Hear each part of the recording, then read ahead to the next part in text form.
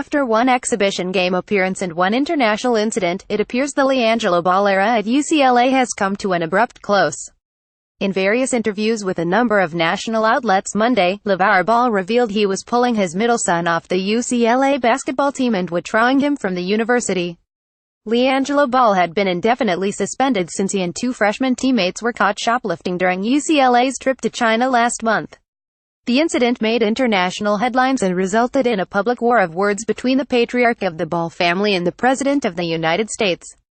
This marked the second time in 2017 that LiAngelo Ball has abruptly pulled one of his sons out of school.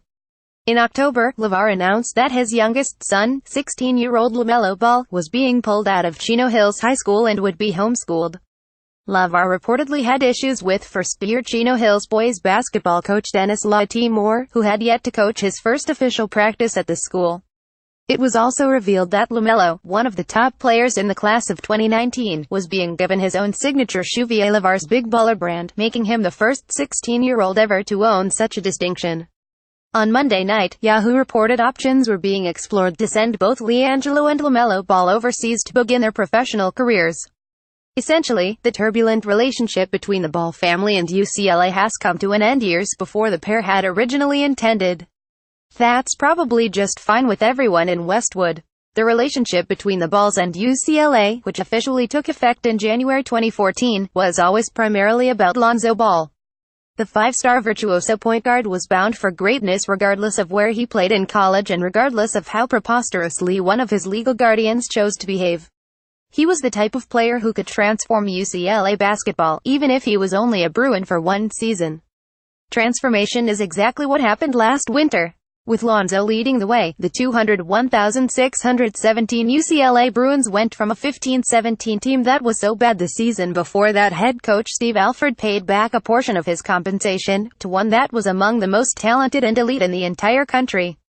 The up-tempo Bruins thrilled the viewing public, averaging more points per game than all but one team in Division I, ultimately earning a number 3 seed and advancing to the Sweet 16 of the NCAA tournament.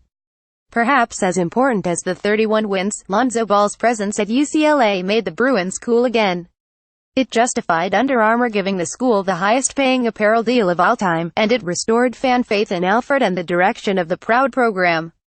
So if LiAngelo Ball, generously rated as a 3-star prospect, and LiAngelo Ball, who committed to UCLA as a 13-year-old 7th grader, had to be along for the ride as well, then so be it. In the grand scheme of things, it was all a small price to pay for the one season of LiAngelo. Or so it seemed at the time. LiAngelo Ball was always going to be a distraction, but he was a manageable one for UCLA when LiAngelo was the son in question. With LiAngelo, things were bound to be more difficult. Play the kid too much, and it might cost you team chemistry or even a couple of wins. Don't play him enough, and get ready to see his dad's criticism as the top story on your ESPN Scream at Each Other show. Of choice the next morning. It would be hard to blame Alford, and anyone else caught up in the situation, for looking to find a way out. Now they don't have to. Scouts seem to be somewhat split on LiAngelo Ball's status as a legitimate NBA prospect. He may turn out to be a fine player, but the likelihood of him evolving into a player the caliber of his oldest sibling was always a long shot.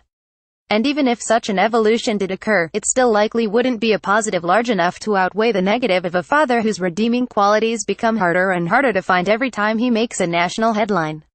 LiAngelo Ball is a multimillionaire who might be one of the 15 most famous players in the NBA already, and some of the credit for that certainly belongs to his father. Having said that, the first part of that status would have likely been true had you or I raised the kid.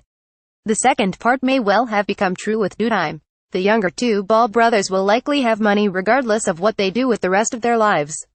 If what they want to do in the immediate future is play basketball and be put in a position where they can succeed, well then it's hard to see how the actions of their father in recent months have helped make that a more likely reality. The Ball brothers themselves have always seemed likable enough. Outside of LiAngelo's issues abroad, there have been no grand accusations of nefarious behavior levied against them. They play an entertaining style of basketball that requires equal parts of effort and panache. They also have what Russell Hammond would refer to as the buzz. The buzz is good, but when a noise louder than a buzz is amplified in the same way over and over again, it eventually drowns out everything around it and strips those things of their value. Having the buzz no longer becomes worth it. Outside of a few parting shots, the noise isn't UCLA's problem anymore.